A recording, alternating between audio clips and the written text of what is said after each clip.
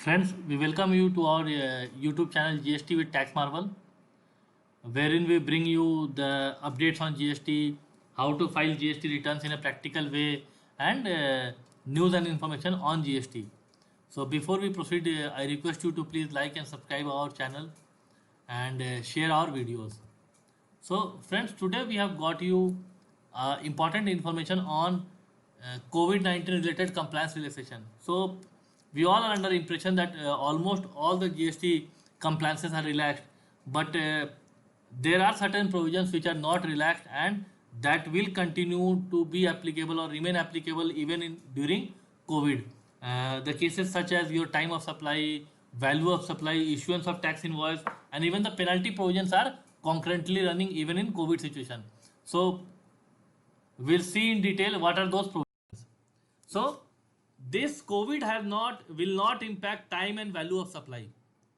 So you cannot say that I will not raise in invoice because of COVID.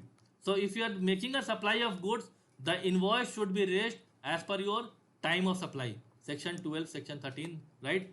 Then the value of supply, section 15 is not getting impacted because of this COVID. Composition scheme, option to avail is not getting impacted. So option to avail has two options. One is yearly you can choose. Second option is once your threshold is getting increased or getting exceeded, you have to avail opt out of composition. So that extension is not there. Registration is not stopped. Casual taxable person or non-resident registration is not impacted because of COVID. Issuance of tax invoice, credit note or debit note is not getting impacted because of COVID. Return for outward supply, section 37 is not getting impacted because of COVID. Yes, the late fee waiver is there, but if you see the dates are not extended, dates remain same, due date will remain same, only relief is the interest and late fee is not waived. Furnishing of return of GSTR 3B and composition scheme and all remain same. Levy of late fee on return is same. It is subject to the notification which is issued. Interest on delayed payment of tax, section 50. If you pay delayed payment of tax, interest is applicable. Inspection of goods in movement, so section 68, it is not getting impacted. If the goods are moved without any document or the conveyance does not have a proper document, the power of department to inspect the goods does not get hampered because of this COVID. The power to arrest in case of fraud or any other cases does not get hampered by impact of COVID. Liability of partner to pay tax or penalty section. Penalties are continued in COVID. If you are doing any contravention of any act or contravention of any section like not issuing invoice or taking excess credit, all that sections are still live, right? Detention, seizure or release of goods on conveyance in transit is also live. So it means everything is not getting impacted by the COVID situation. Our intention is only to read the beneficial portion of the notification. But if you'll see this notification number 55 or notification number 47 or 40, these sections are mentioned there.